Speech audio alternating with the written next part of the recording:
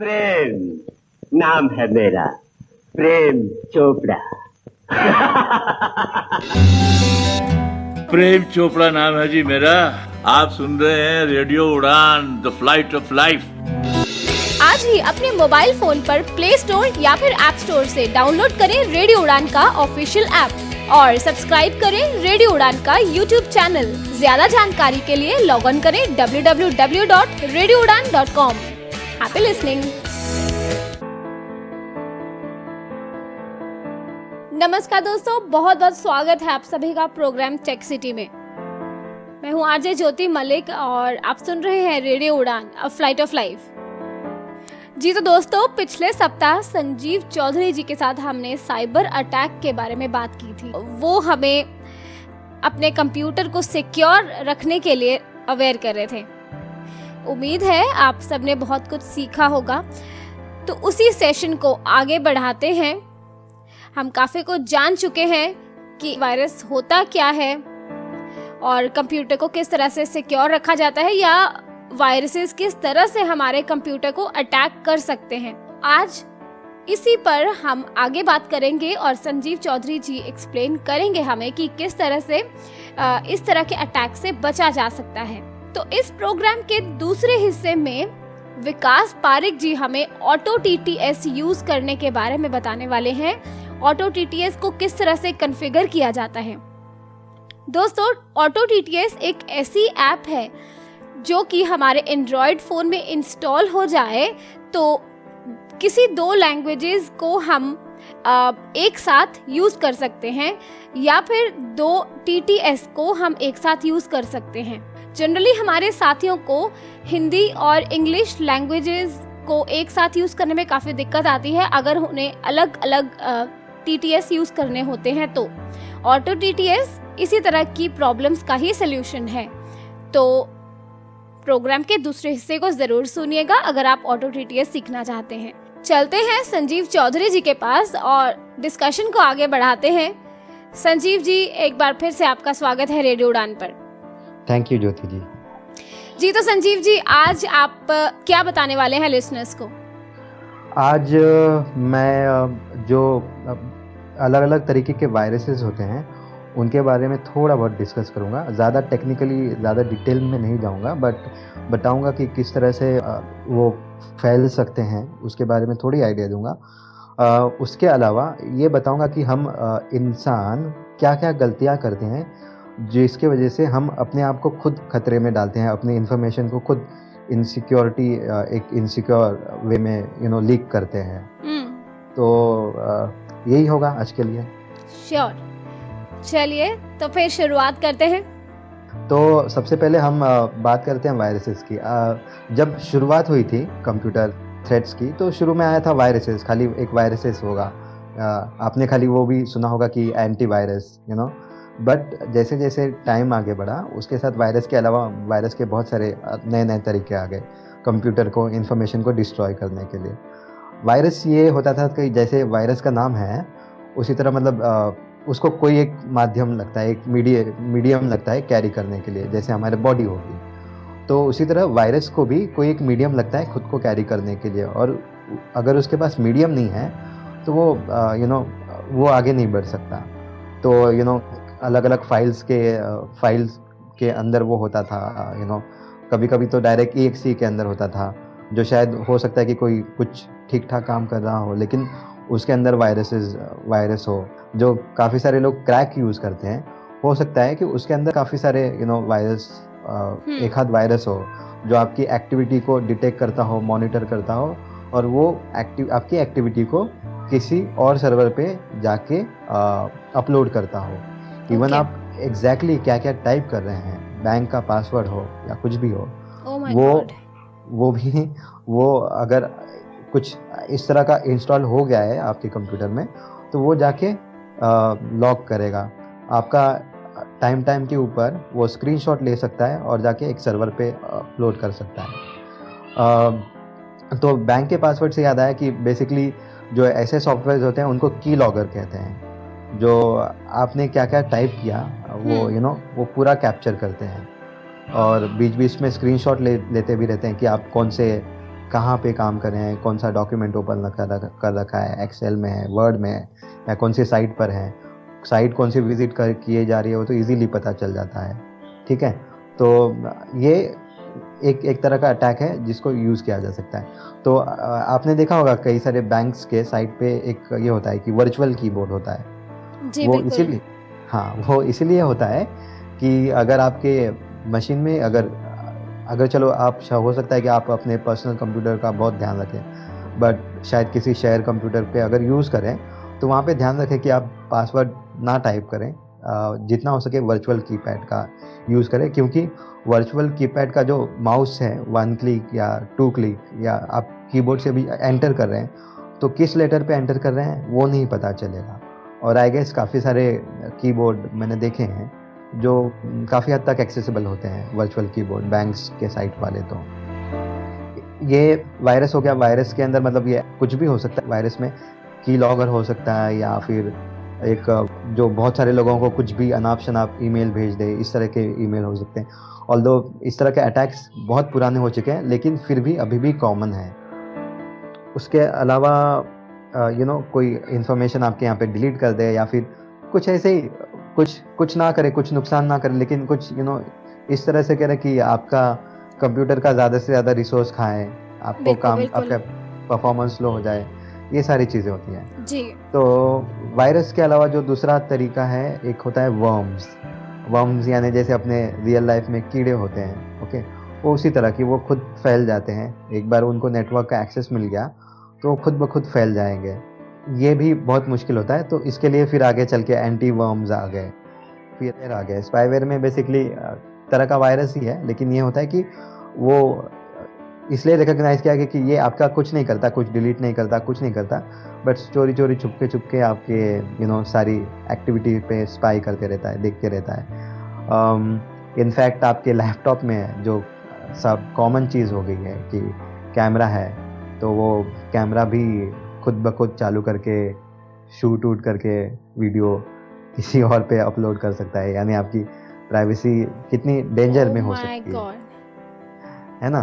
तो मकसद ये नहीं है कि डराना है आप लोगों को, बस ये है कि अवेयर करना है कि क्या क्या खतरे हो सकते हैं, क्या क्या नहीं होते हैं, और उसी हिसाब से सावधानी बरतनी ज़रूरी है। बाकी कैमरा, वीडियो कॉलिंग, ये बहुत अच्छे ऑप्शंस हैं, और हमारे डिस्टेंस रिलेटिव से, नियर एंड डियर वन से कनेक्ट करने के लिए बहुत अच्छे ऑप्शंस हैं। ठीक है, तो आपके कंप्यूटर में या मोबाइल में जो भी आप यूज़ कर रहे हैं, एक वायरस, एंटीवायरस, जो कंप्लीट, या एंटीवायरस नहीं कहूँगा बिकॉज एंटीवायरस सही टर्म नहीं है, लेकिन एक कॉमन पुराना टर्म चला आ रहा है। एक सिक्योरिटी सोल्यूशन होना ज़रूरी है, जहाँ पे आपको वर्म से, वायरस से, स्पाईवेयर से, की लॉगर से, इन सबको डिटेक्ट करें और इनको इनका एग्जीक्यूशन ना होने दें। और अगर संजीव जी जनरली बात करें तो लिसनर्स को कुछ एंटीवायरसेस का हम नाम बता देते हैं जो कि वो यूज़ कर सकते हैं। ओके जी बिल्कुल। अवीरा एंटीवायरस है, मैकेफे एंटीवायरस है, इसके अलावा टोटल सिक्योरिटी है, एक माइक्रोसॉफ्ट एसेंशियल नाम का एंटीवायरस है। तो मतलब हर एंटीवायरस अपने हिसाब से काम करता है। लिसनर्स इस किसी भी एंटीवायरस को चाहे उसे परचेज करें, चाहे उसे डाउनलोड करें, अगर वो फ्रीवेयर है तो अपने कंप्यूटर में ज़रूर इंस्टॉल होना चाहिए। बिल्कुल। इनफैक्ट मैं ये कहूँगा कि अगर आप परचेज नहीं कर सके तो आप ढूंढें कि कौन सी कंपनी एक होम एडिशन प्रोवाइड करती है जो जनरली फ्री होता है। आपको रजिस्ट्रेशन करना होता है और 1 साल के बाद वो रजिस्ट्रेशन को शायद रिन्यू करना पड़ता है। तो इस तरह की चीज़ें। और आपने जब इतने सारे एंटीवायरस के नाम ले लिए तो मुझे एक और चीज़ याद आ गई कि आप अपने कंप्यूटर में कोई भी एंटीवायरस रखें, मगर एक साथ 2 एंटीवायरस कभी ना रखें। वो एक तो परफॉर्मेंस भी स्लो हो जाता है और दूसरा कि वो एक दूसरे के साथ क्लैश भी हो जाते हैं। और सेकेंड टाइम कि कल जितने एंटीवायरस आ रहे हैं उसमें एक रियल टाइम मॉनिटरिंग होता है। मेक श्योर कि वो फीचर ज़रूर ऑन हो ताकि आपका पीसी पे जो भी हो रहा हो वो वायरस के लिए मॉनिटर करता रहे। तो ये हो गई थी मशीन्स के बाद, मतलब कोई सॉफ्टवेयर में कमज़ोरी आया या कुछ हो गया उसके वजह से होने वाले खतरे। लेकिन जब हम सिक्योरिटी की बात करते हैं तो सिक्योरिटी का सबसे बड़ा लैप्स ह्यूमन की तरफ से होता है, हम इंसानों की तरफ से होता है। सिक्योरिटी के अंदर सबसे कमज़ोर कड़ी, सबसे कमज़ोर लिंक हम ह्यूमन हैं। हम बहुत सारी जाने में अनजाने में बहुत सारी गलतियां कर देते हैं, मिस्टेक कर देते हैं। तो बहुत सारे अटैक्स हैं जो काफ़ी पुराने हैं, कॉमन है, लेकिन लोग जो हैकर्स होते हैं, जो एंटी सोशल एलिमेंट्स होते हैं, वो सोशल इंजीनियरिंग करके अलग अलग तरीके से आपके पीसी में आपकी किसी कमज़ोरी का फ़ायदा उठा के आपके पीसी में वो फाइल्स पहुंचा देते हैं। फिर तो वो फिर अपना काम शुरू कर देते हैं। अब मैं आपको बताऊंगा कि किस तरह के तरीके अपनाए जाते हैं, फिलहाल के वक्त में किस तरह से उनको क्लासिफाई किया गया है। जो हम ह्यूमन गलतियां करते हैं उसको मैं 3 हिस्से में बांटूंगा। एक तो हम जो ईमेल्स आते हैं या पॉपअप्स आते हैं साइट्स पे, वो एक तरह की गलती होती है। दूसरे, हमें कभी कभार कोई कॉल आ जाता है, उसके हिसाब से हम इंफॉर्मेशन बता देते हैं, बहकावे में आ जाते हैं। और एक तीसरा, जब कोई फिज़िकली आपके कंप्यूटर का एक्सेस ले लेता है किसी तरीके से, तो ये सारी चीज़ें।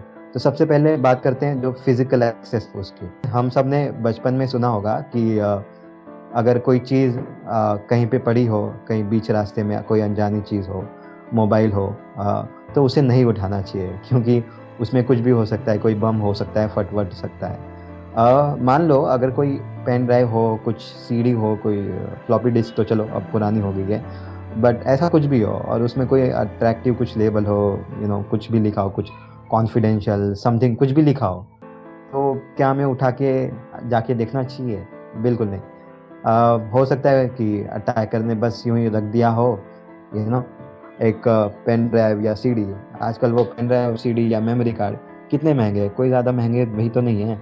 तो आप उठा के लेके जाएंगे, कंप्यूटर में प्लग करेंगे, उसके अंदर कोई वायरस होगा जो प्लग करने के बाद आपके यहाँ पे चला जाएगा, और फिर उसके बाद तो आपको पता ही है कि वो क्या क्या कर सकता है ना। तो एक तो ये है कि जिस तरह से ये बम के लिए अप्लाई होता है, उसी तरह से इलेक्ट्रॉनिक डिवाइसेस के लिए भी अप्लाई होता है कि अनजानी जगह पे पड़ी हुई चीज़ों को ना उठाएं और अपने कंप्यूटर में प्लग ना करें। उसे डील करने का एक अलग तरीका है जो सिक्योरिटी ऑफिसर्स या जो भी है, आप जहाँ पे काम करते होंगे वो करेंगे, उनके हाथ में दे दीजिए, वो बेहतर ढंग से उस चीज़ को करेंगे।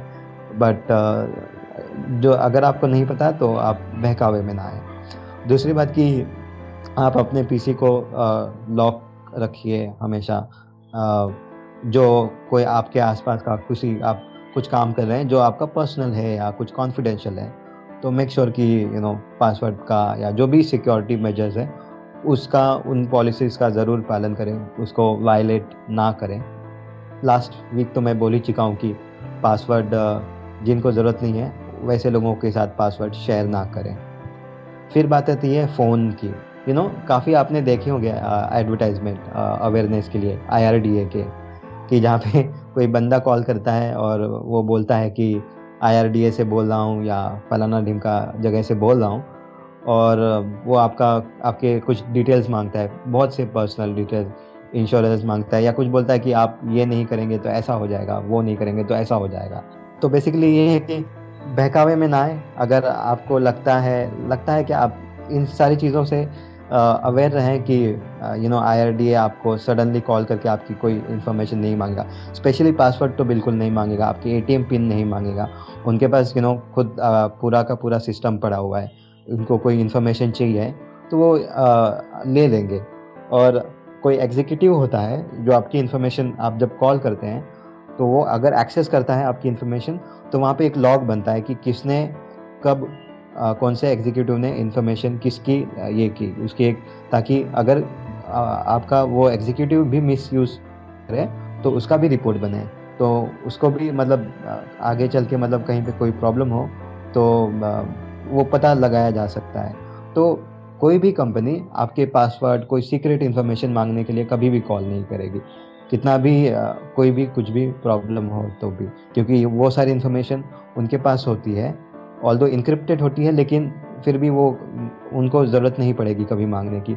पासवर्ड तो वो कभी मांगेंगे नहीं, क्योंकि पासवर्ड मांग के क्या करेंगे, उनको कुछ चाहिए होगा तो कोई दूसरी इन्फॉर्मेशन चाहिए होगी जो उनके पास रेडिली अवेलेबल होगी। तो किसी तरह का फ़ोन आए, कुछ भी आए, अब फ़ोन में क्या होता है ना, एक और तरीके का अटैक है कि जिसको अटैक करना होगा, सपोज़ किसी एक कंपनी को टारगेट करना है या एक गवर्नमेंट ऑफिस को टारगेट करना है, तो वो गवर्नमेंट ऑफिस में से रैंडमली लोगों को कॉल करेगा कि सर आपको कंप्यूटर में कोई प्रॉब्लम तो नहीं है, या ये प्रॉब्लम है क्या, वो प्रॉब्लम है, या स्पेसिफिकली बात कर सकता है कि सर आपने टिकट लॉक किया, आपको ये प्रॉब्लम है। हो सकता है कि 10 में से 9 लोगों को प्रॉब्लम ना हो, लेकिन 10वें को शायद कोई प्रॉब्लम ना हो, और क्योंकि वो टेक्निकली एक्सपर्ट होगा तो वो उस प्रॉब्लम को सॉल्व कर देगा और उसका वो ट्रस्ट जीत लेगा। तो वो ट्रस्ट जीतने के बाद वो फिर आपकी इंफॉर्मेशन धीरे धीरे निकालना, आपसे ही निकलवाना शुरू करेगा, और क्योंकि आप ट्रस्ट जीत चुके हैं तो आप इंफॉर्मेशन देना शुरू कर देंगे। तो मतलब अब क्योंकि अभी इस तरह का पता चल गया है, तो इस तरीके से ध्यान रखिए कि किसके साथ हम कौन सी इंफॉर्मेशन शेयर कर रहे हैं। इनफैक्ट इंफॉर्मेशन शेयर करने से मैं पहले बोलूँगा कि थोड़ा रुक जाइए, थोड़ा सोचिए कि हम क्या सही कर रहे हैं, जिसके साथ कुछ बता रहे हैं वो ऑथराइज पर्सन है क्या इंफॉर्मेशन लेने के लिए, और वो खुद से मांग रहा है कि क्या है, इसके नुकसान क्या है। तो थोड़ा सा ठहर जाइए, रुक जाइए, आप सोचने लगेंगे तो आपको समझ में आ जाएगा। तकलीफ यही है कि हम सोचते नहीं हैं, हम बहकावे में आ जाते हैं और सामने वाला जो हमसे करवाना चाहता है वो करवा लेता है। ओके, तो ये हो गया फ़ोन का यूज़ करके अटैक करने के।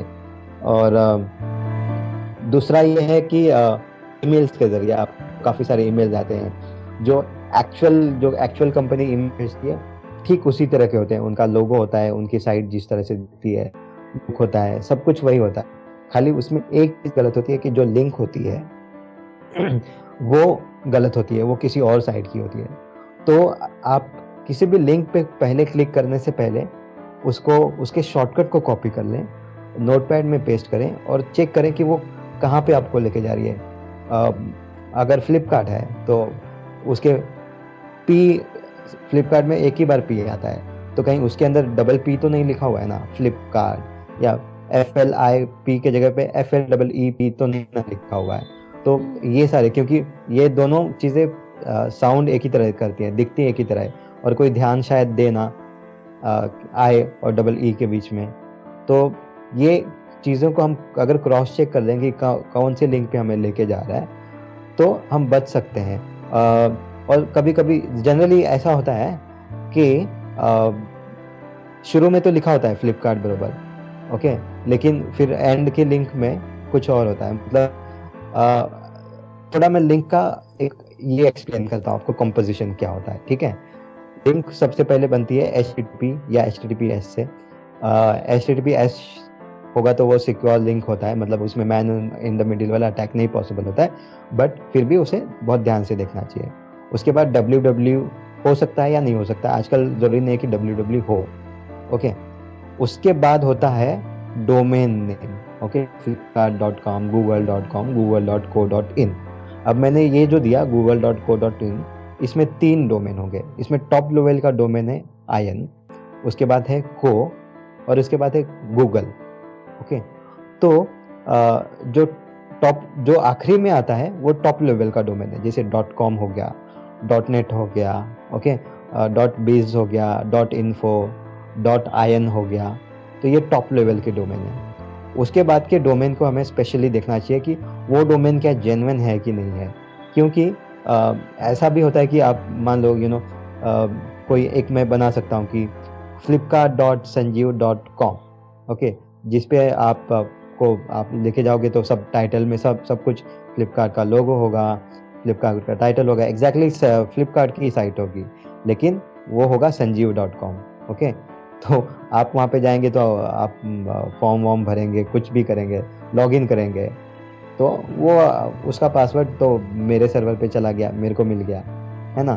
तो कभी भी और ये जो लिंक है ये .com और .co.in ये सब एंड में नहीं होता है, इसके बाद में एक और चीज़ होती है स्लैश, और फिर पेजेस के नाम हो सकते हैं, या क्वेरी स्ट्रिंग एक कहा जाता है, एक टर्म है, वो सारे हो सकते हैं।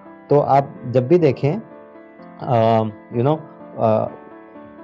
.com .co .in .biz मतलब जो भी एक पॉपुलर ये है टॉप लेवल डोमेन, उसको सर्च करें और उसके लेफ्ट साइड में कौन सा डोमेन है उसे देखें।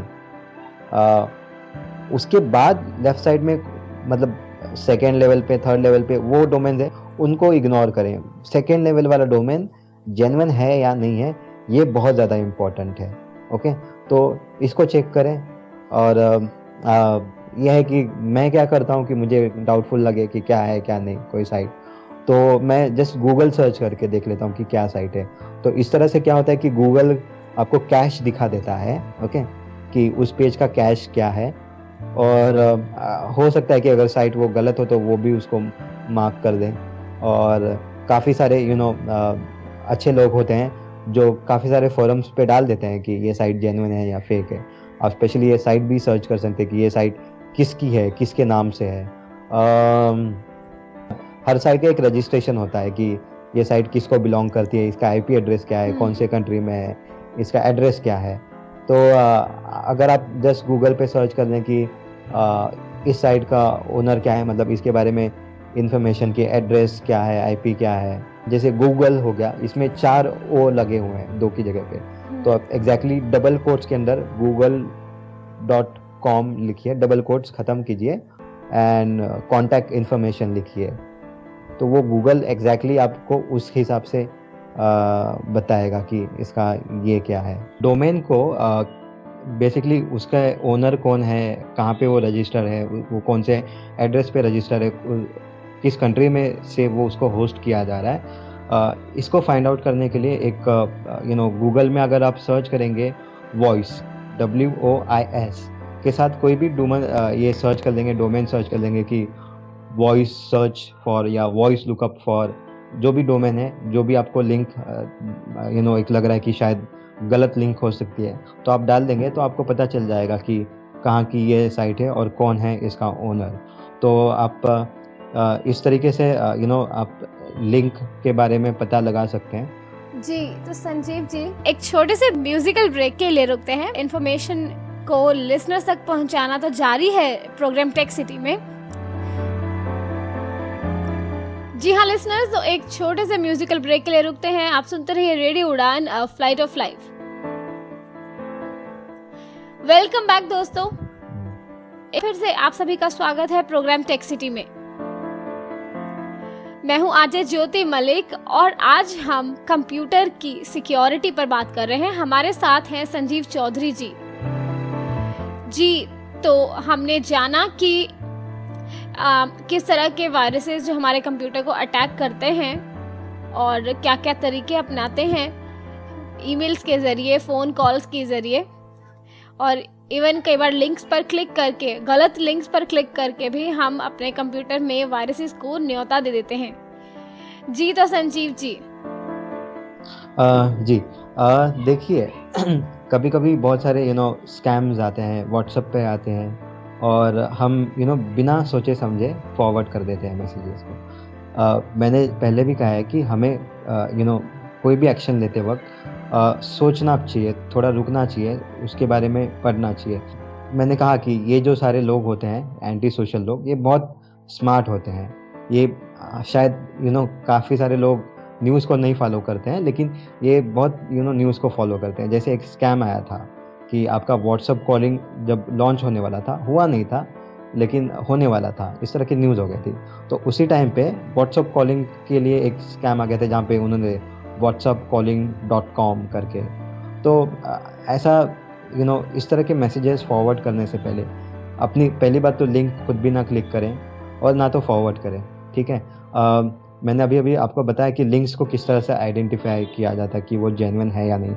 आप डोमेन को राइट से लेफ्ट देख सकते हैं कि वो डोमेन एग्जैक्टली उसी का है कि नहीं। डाउट होने पे आप जाके सर्च कर सकते हैं कि ये किसको बिलोंग करता है। तो और हमारी जो आदत है ना कि बिना सोचे समझे एक मैसेज को सिलेक्ट कर लें, उसे फॉरवर्ड कर दें। आप चाहे इसे रियल ज़िंदगी में ले लें, ये बड़ी ख़तरनाक है। हम बिना सोचे समझे कोई एक्शन लेते हैं और उसके बाद उसका रिजल्ट क्या होता है इस पे कभी सोचते ही नहीं। अगर मान लो कि एक व्हाट्सएप कॉलिंग से किसी को शायद नुकसान ना हुआ उस स्कैम से, कहीं पे किसी को वायरस ना आया हो, किसी की थोड़ी बहुत चलो फर्स्ट नेम लास्ट नेम कुछ मोबाइल नंबर चला गया, कौन सी बड़ी बात हो गई। लेकिन क्या है कि ये एक आदत है, अगर हम इस आदत को रोकेंगे नहीं तो हम इससे बड़ी बड़ी गलतियां आगे चल के करेंगे। तो हमारी अपनी आदत को, इस आदत को बदलना बहुत ज़रूरी है। तो किसी भी मैसेज को आने से पहले, फॉरवर्ड करने से पहले अलग अलग तरीके के स्कैम होते हैं। फेसबुक का एक स्कैम हुआ था कि प्राइवेसी का रिलेटेड कुछ भी, लोगों को लगा कि ये सही है, लोगों ने कभी रिसर्च ही नहीं की। आप कोई भी एक आती है तो जस्ट गूगल ओपन कीजिए, गूगल का न्यूज़ ओपन कीजिए, आप वहाँ पे जाके देखिए कि क्या वाकई में ऐसा हो रहा है क्या। आप और संजीव जी, फेसबुक से मुझे याद आया, एक फेसबुक पर इशू भी देखने को मिला था कि वहाँ पर कुछ वल्गर मैसेजेस लिखे होते थे और नीचे लिंक दिया होता था। जो उस लिंक पर क्लिक कर देता था उसी का अकाउंट उनके कंट्रोल में हो जाता था और उसी के अकाउंट से उसी तरह के मैसेजेस अलग अलग ग्रुप्स में और लोगों की टाइमलाइन पे, उसी पर्सन के फ्रेंड्स के टाइमलाइन पे पोस्ट हो जाते थे। तो ये बहुत ही अकाउंट ही हैक हो जाता था कह लें, या जो भी। हाँ, तो वही मैंने बोला कि चाहे ईमेल हो, कोई साइट हो या सोशल नेटवर्किंग हो, इनफैक्ट आजकल के ये जो नए सोशल नेटवर्किंग है, फेसबुक, ट्विटर, ये जो एंटी सोशल एलिमेंट्स हैं काफ़ी उनके अंदर पॉपुलर हैं, क्योंकि लोग ईमेल से ज़्यादा अगर देखें तो ये सारी चीज़ों को आज ज़्यादा यूज़ करें। आप शायद दिन में या 2-3 दिन में कोई एक ईमेल चेक करें, जो अनलेस एंड अनटिल कोई जिसको आप रेगुलरली चेक नहीं करते, बट आप फेसबुक और ट्विटर पे काफ़ी सारा वक्त गुजारते हैं। और ये है कि वहाँ पे स्प्रेड करने का बहुत ईजी ज़रिया है कि शेयर करते जाओ। और हो सकता है कि कोई लिंक हो, आपके फ्रेंड से ही आई हो, उसने लिंक पे क्लिक किया हो ना हो, लेकिन लगाओ कि शायद काम की चीज़ है, उसने शेयर कर दिया हो, आपको लगा कि आपके फ्रेंड की है, आपने कंफर्म नहीं किया। तो लिंक्स को वेरीफाई करना कहीं पे भी क्लिक करने से पहले बहुत ज़रूरी है कि लिंक बरोबर है या नहीं। अगर आप नहीं जान सकते तो बेस्ट है कि फॉरवर्ड ना करें, लेकिन एक बार सर्च कर लेंगे, न्यूज़ में चेक कर लेंगे तो आपको पता चल जाएगा।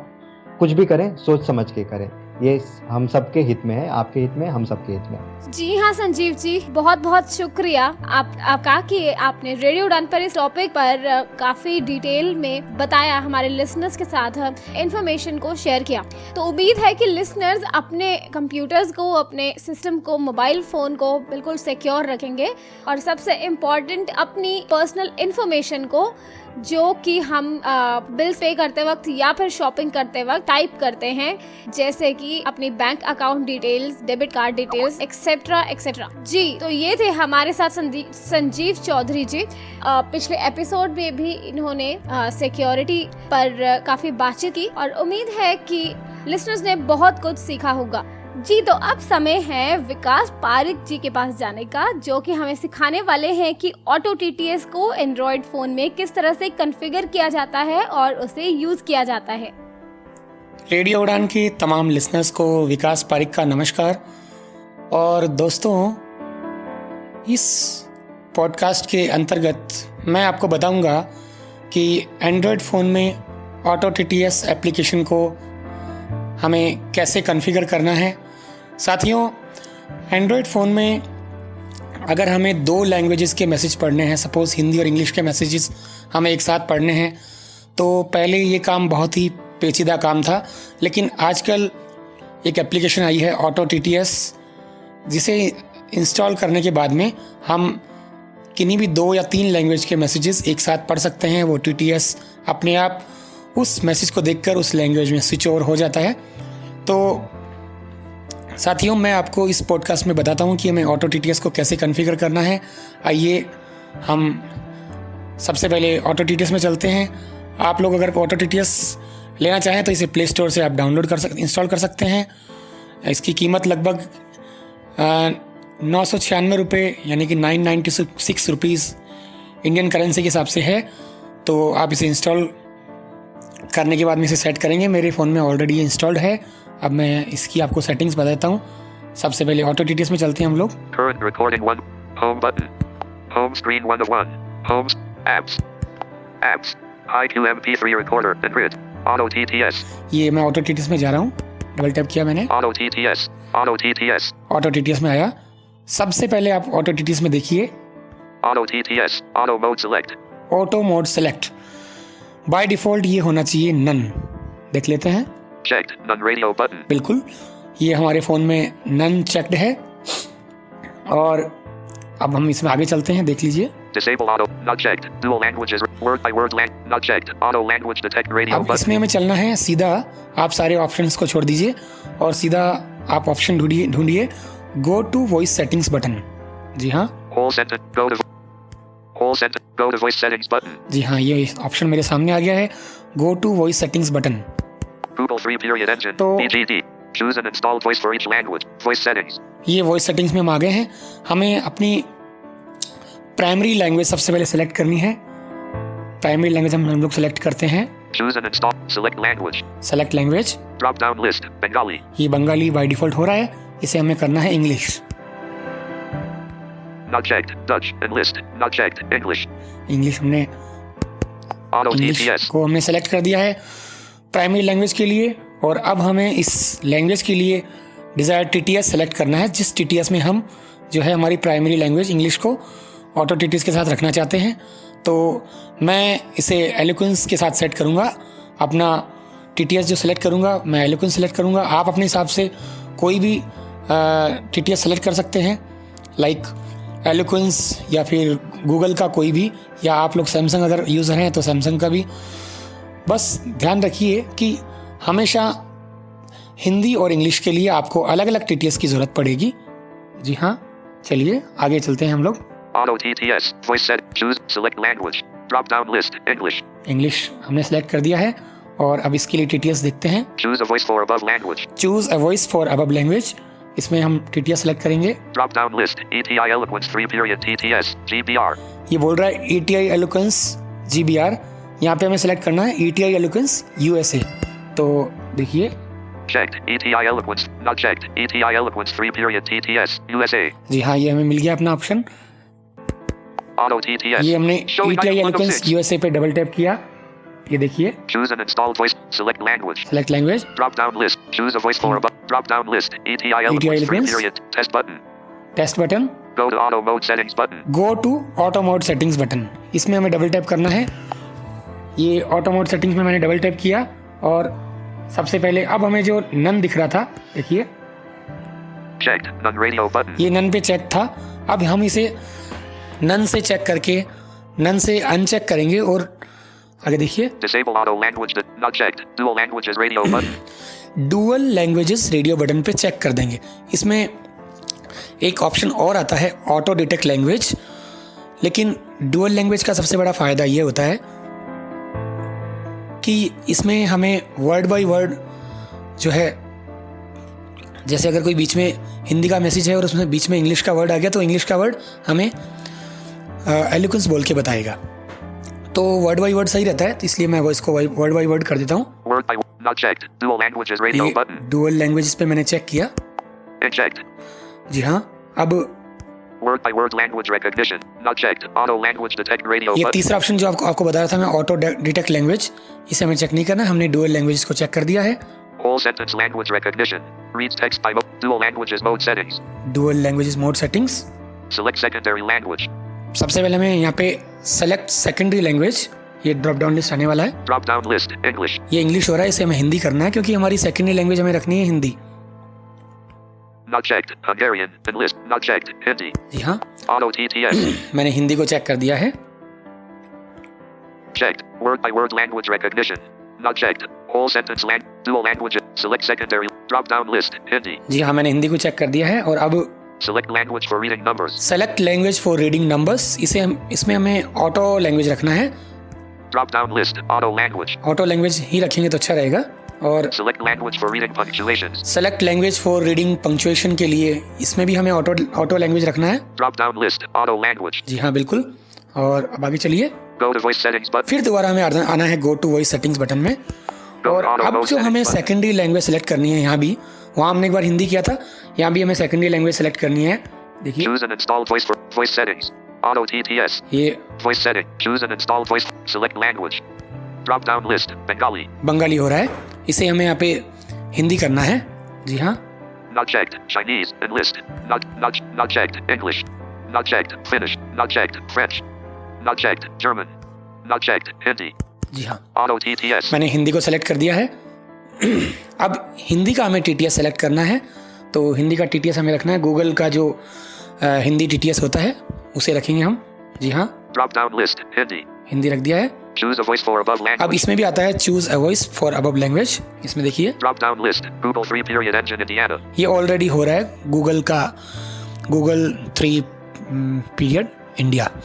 इस पे हम देख लेते हैं इसमें कौन कौन से ऑप्शन है। वैसे जनरली इसमें डिसेबल्ड रहता है, इसमें 2 ही ऑप्शन आते हैं। डिसेबल्ड रहता है, आपको उसमें गूगल इंडिया करना पड़ता है। देखिए Checked. Google 3 period engine Indiana. India पे चेक हो रहा है। जी हाँ, इसमें एक ही ऑप्शन है, तो गूगल इंडिया पे हमने चेक कर दिया। Back button. अब हम Auto TTS. बाहर आ जाते हैं एकदम ऑटो TTS से। जी हाँ, देखिए Back button. Apps. Back button. Home screen 1 of 1. मैं होम स्क्रीन पे आ गया हूँ। अब हमें क्या करना है, सेटिंग्स में जाके, टेक्स्ट टू स्पीच में जाके, सॉरी सेटिंग्स में, और उसके बाद में एक्सेसिबिलिटी में, और उसके बाद में टेक्स्ट टू स्पीच आउटपुट में हमें जाना है। तो मैं जाता हूँ, Apps. Messenger. Settings. सेटिंग्स में आया Settings. और More. Display. System. Date and time. Accessibility. जी हाँ, एक्सेसिबिलिटी में हम आ गए हैं। Accessibility. Showing एक्सेसिबिलिटी items में 1 to 9 of 18. Text to speech output में आना है हमें। Magnification jet. Large text. High contrast. Power button and auto rotates. Speak passwords. Accessibility short. Text to speech output. जी हाँ, ये हमें ऑप्शन मिल गया है टेक्स्ट टू स्पीच आउटपुट। इस पे हमने डबल टैप किया Text to speech output. और अब Showing हमें items 1 to by 9 of default जो TTS है हमारा, उसे बनाना है ऑटो TTS को। तो देखिए यहाँ पे ऑप्शन देखिए क्या क्या आ रहा है हमें। Navigate up button. Text to speech out. Preferred engine. Preferred Enlist. Engine, Not checked. Radio button. Not check, Google text to speech engine. इसे हमें नहीं करना। Launch engine settings button. Not checked. Radio button. Auto TTS. जी हाँ, auto TTS पे हमें double tap करना है। Attention. Attention. This speech synthesis engine may be able to collect all the text that will be spoken, including personal इसे data. हमें okay कर Attention. देना है। OK button. जी हाँ, Text using auto TTS. अब Showing items हमारा 1 to 8 of 8. लगभग auto TTS पूरा कॉन्फ़िगर हो गया है। अब हम देखते हैं कोई भी मैसेज पढ़ के। आइए, Back button. Accessibility. Back button. Settings. एकदम बाहर आ जाते हैं। Back button. Home screen 1 of 1. मैं व्हाट्सएप में जा रहा हूँ। WhatsApp. WhatsApp. Message. NTPC Friends 1:29 p.m. NTP. Android World 1. Masti 1:14. Shweta 12:30. Blind World 12:20 p.m. plus 90. Blind. Person with folded hands. Person. Voice for blind. जी हाँ, इस ग्रुप के चलो में हम लोग मैसेज पढ़ते हैं। Voice for blind 11. Voice for blind 11:40. देखिए, अब हमें मैसेज WhatsApp. पढ़ना है। तो Government hikes minimum wage for workers. Announces 2 years bonus New Delhi. The center on Tuesday ये देखिए, announced ये a hike इंग्लिश in का minimum मैसेज है। wage for unskilled non-farm workers of the central government to Rs 300 इसे पढ़ रहा है बिल्कुल आराम से। Rs 246. हमको हिंदी का मैसेज देखते हैं। 12 unread message. केंद्र के 48 लाख एम्प्लॉयज के खातान में आ जाएगी बढ़ी हुई सैलरी, 7 महीने का एरिया TDS, GPF, और NPS. कटेंगे एरिया से। 30 minutes ago. नई दिल्ली, केंद्र सरकार के 48 लाख एम्प्लॉयज। जी हाँ, तो हमने देखा कि बिल्कुल बहुत अच्छी तरीके से हमारा ऑटो TTS हिंदी और इंग्लिश के मैसेजेस रीड कर रहा है। और मैंने आपको जो सेटिंग करवाई थी डुअल लैंग्वेज की, वो इसलिए करवाई थी कि यहाँ पे देखिए TDS जो बोला वो इंग्लिश में बोला, क्योंकि वो इंग्लिश में लिखा हुआ था। अगर हम ऑटो डिटेक्ट लैंग्वेज करते तो वो हिंदी में ही हिंदी TTS ही उसे बोलता। तो दोस्तों, ये था हमारा एक छोटा सा प्रयास। ये पॉडकास्ट मैंने आपके लिए रिकॉर्ड किया। आपको कैसा लगा? आप अपने वैल्यूएबल फीडबैक्स हमें दे सकते हैं। हमें आपकी फीडबैक्स का इंतज़ार रहेगा। आप हमारी वेबसाइट यानी कि www.radioudan.com पे विजिट करके अपने वैल्यूएबल फीडबैक दे सकते हैं। आप हमें फेसबुक पर भी ज्वाइन कर सकते हैं। हमारा पेज है रेडियो उड़ान। अगर आप मुझसे पर्सनल कांटेक्ट करना चाहें तो मेरी ईमेल आईडी है vikasparik72@gmail.com, यानी कि VIKASPAREEK 72@gmail.com। तो दोस्तों फिर किसी नए पॉडकास्ट के साथ आपको फिर मिलेंगे। बहुत बहुत शुक्रिया, थैंक यू।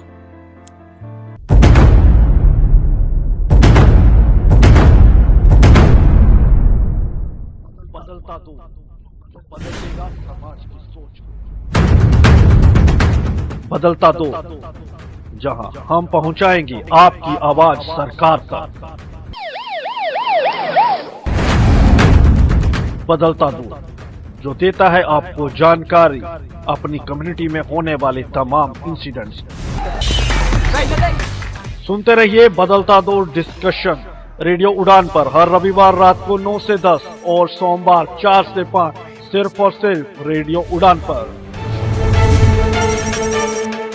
यार ब्लाइंड होने का एक प्रॉब्लम है। मन करता है अच्छे अच्छे रेस्टोरेंट्स में जाऊं और नई नई डिश ट्राई करूं, पर मेन्यू ही नहीं पढ़ पाता। हाँ, और वेटर से पूरा मेन्यू तो नहीं पढ़वा सकते और हर आइटम की प्राइस पूछते हुए शर्म आती है। जानती हो ये प्रॉब्लम लो विजन वालों और सीनियर सिटीजन्स को भी आती है। रेस्टोरेंट्स में लाइटिंग भी तो बहुत कम होती है ना। कभी कभी सोचती हूँ कि घर से खाना ऑर्डर कर दूं, लेकिन आसपास के रेस्टोरेंट पता करना और उनकी मेन्यू जानना कितना मुश्किल है। कोई इसके लिए कुछ करता क्यों नहीं? उन सब लोगों के लिए जिनको रेस्टोरेंट मेन्यू पढ़ने में दिक्कत होती है, इंडिया का पहला accessible restaurant finder and menu reading app good food talks launch हो गया है। अब अपने मोबाइल, टैबलेट या कंप्यूटर पे कभी भी कहीं भी आप अपने आसपास के रेस्टोरेंट का नाम, एड्रेस, फोन नंबर और मेन्यू आसानी से पढ़ सकते हैं। बस good food talks app Android play store से डाउनलोड करें। अपने कंप्यूटर या आईफोन पर www.goodfoodtalks.in that is goodfoodtalks.in खोलें और एंजॉय करें। अरे वाह, मजा आ गया। देखो तो पास में कौन कौन से रेस्टोरेंट्स हैं। बहुत बहुत शुक्रिया विकास पारिक जी,